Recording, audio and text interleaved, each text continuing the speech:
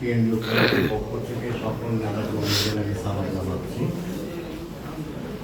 আমার বাবা এমন এক লোক ছিলেন, উনি কর্মচারীর জন্য ওনার সম্পদ বিক্রি করছেন, গাড়ি বিক্রি করছেন, বাড়ি বিক্রি করছেন, শুধু কার জন্য? আপনাদের জন্য। আমার চাওয়া পাওয়ার কিছু নাই, আমার ছেলেমেয়েরা সব ইউরোপ কান্ট্রি থাকে, আমি আলহামদুলিল্লাহ ভালো আছি, আপনাদের দোয়ায় ভালো আছি।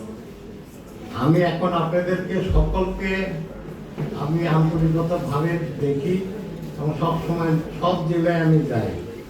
আগামীতে প্রত্যেক জেলায় আমি আমার সফর করব। আমি চতুর্থ শ্রেণীর ব্যানারে অনেকদিন ছিলাম, 17টি গ্রেড এই সংগঠন যখন তৈরি হয় আদিল সাহেবের নামে, তখন আমি এখানে আমি আসি।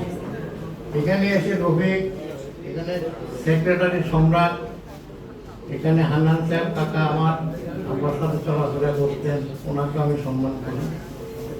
মেন কথা হলো আমাদের একতা নাই, একতা থাকলে সংগঠন আরো বড় হয়ে যেত। আমি চাই আপনারা যদি আমার কথা শুনেন রাখেন, সংগঠনের জন্য মন প্রাণ দিয়ে টান থাকতে হবে, মায়া থাকতে হবে। আপনারা নেতা হইলে তো হবে না, ভিজিটিং কার্ড ছাপলে হবে না, গরিবদের পাশে থাকতে হবে। একটা কর্মচারী বিপদে পড়লে আপনাদের পাশে পাওয়া যায় না, পিস কাটে চলে যান। আমি দেখি তো অনেক জেলার নেতা কর্মীরা আমার কাছে আসে, বলে এই সমস্যা। কেন্দ্রীয় কমিটির নেতারা যদি সবসময় নিজেকে নেতা বড় মনে করেন তাহলে হবে না, কর্মচারীর জন্য কাজ করতে হবে। এখন আমি যদি বলি যে আপনারা সংগঠনের জন্য কিছু দেন, তাহলে বলবেন যে মানন ভাই এটা কেন চাইব?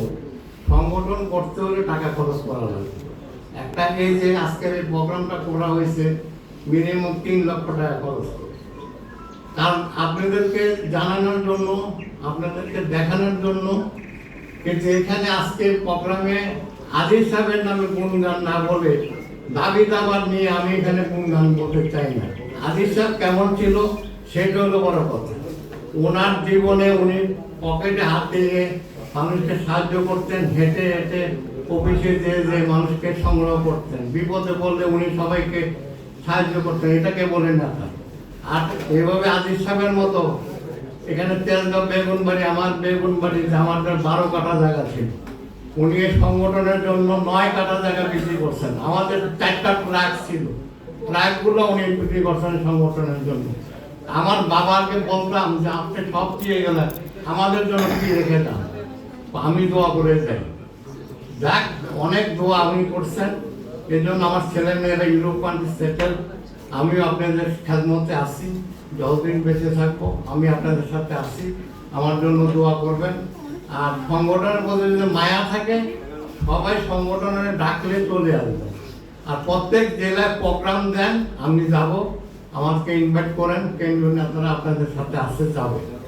আপনারা আমার কথা বুঝতে পারছেন না বলেন? অবশ্যই। আপনারা প্রত্যেক জেলায় ছোট ছোট করে প্রোগ্রাম করেন, আমরা সবাই যাব। কেন্দ্রীয় নেতারা প্রোগ্রামে না গেলে দাম বাড়ে না, এটা খেয়াল করতে হবে।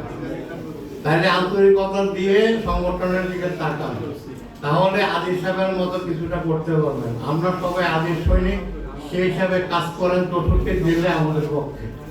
এই বলে আমি আপনাদের দোয়া আমি চাই। আসসালামু আলাইকুম।